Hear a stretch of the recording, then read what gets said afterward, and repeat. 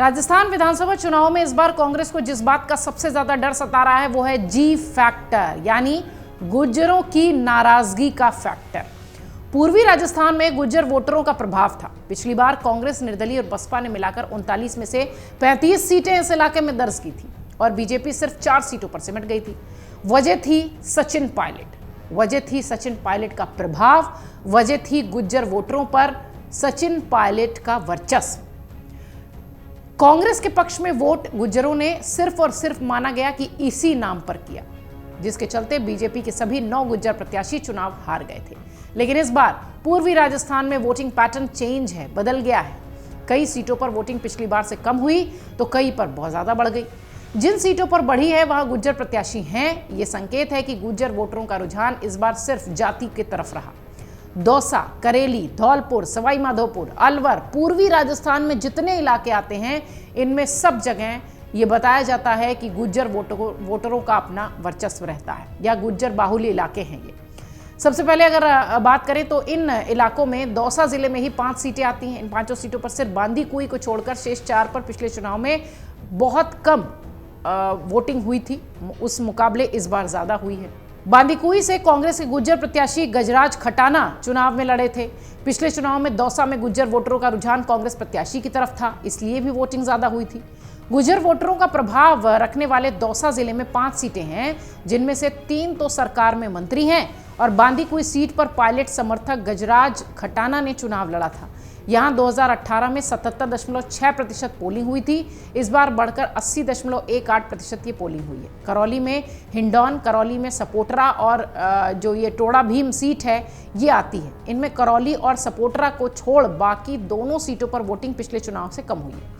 करौली में हिंडौन, करौली, सपोटरा और टोटा भीड़ ये सब जो इलाके हैं इनमें करौली और सपोटरा को छोड़ दिया जाए तो दोनों सीटों पर वोटिंग पिछले चुनाव से कम हुई।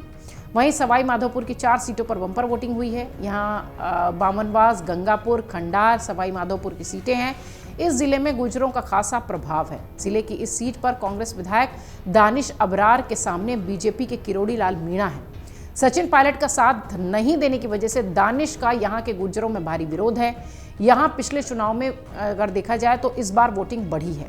इसी बार बामनवास का जो इलाका है, गंगापुर का जो इलाका है, खंडार में भी वोटिंग का प्रतिशत जो है वो पिछली बार के मुकाबले खूब बढ़ा है।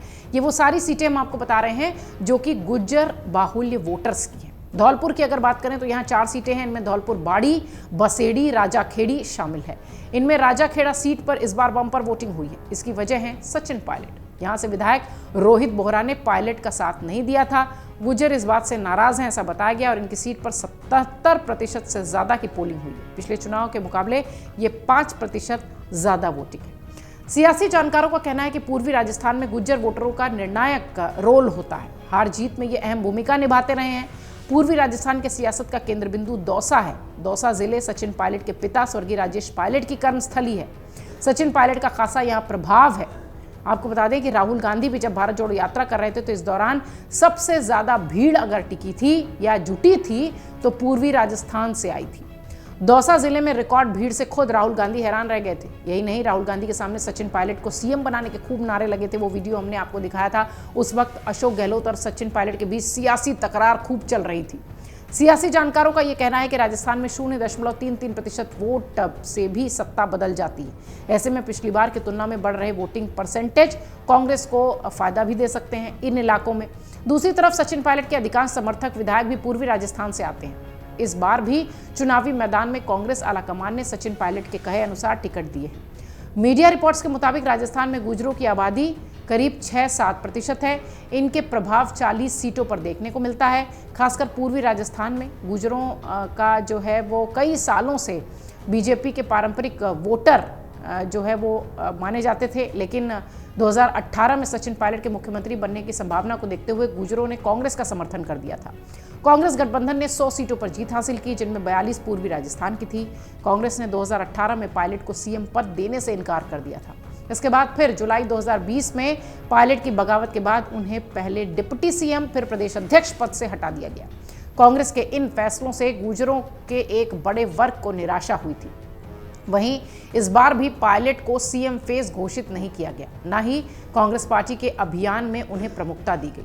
दूसरी ओर सीएम अशोक गहलोत लगातार पायलट पर टिप्पणी करते दिखाई पड़े, जिससे मामला और उलझता दिखाई पड़ा, जिस कारण बीजेपी की कोशिश थी कि इस स्थिति का फायदा उठाया जाए, गुर्जर मतदाताओं को अपने पाले में किया जाए। ऐसे में अब देखना ये बहुत दिलचस्प होगा कि क्या कर्नाटक में लिंगायतों की तरह बीजेपी से बदला गुर्जर भी लेते दिखाई पड़ेंगे, या सचिन पायलट कांग्रेस के लिए गुर्जरों को एकजुट रख पाएंगे। ये इन सारे सवालों के जवाब मिलेंगे 3 दिसंबर को, जब परिणाम आएंगे। और आपको देखना है सिर्फ अमर उजाला। अगर आप ये वीडियो YouTube पर देख रहे हैं तो हमारे चैनल को सब्सक्राइब करें और बेल आइकन को दबाना ना भूलें। अगर आप Facebook पर ये वीडियो देख रहे हैं तो हमारे पेज को लाइक करें।